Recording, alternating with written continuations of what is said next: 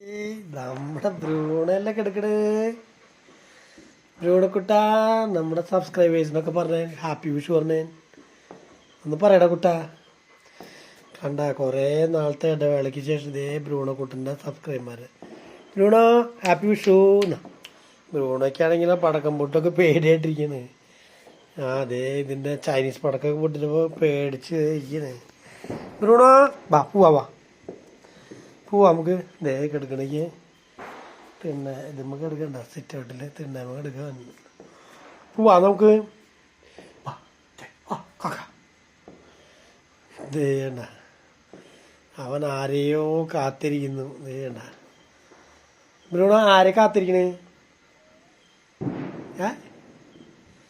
ബ്രൂണക്കുട്ടന് ആരെയാടാ കാത്തിരിക്കണേ? ബ്രൂണക്കുട്ടന് കാലത്ത് കണി കാണാനാണ് അല്ലേ ബ്രൂണോ? അങ്ങനെ ഞാനും ബ്രൂണക്കുട്ടൻ തന്നെയുള്ളൂ.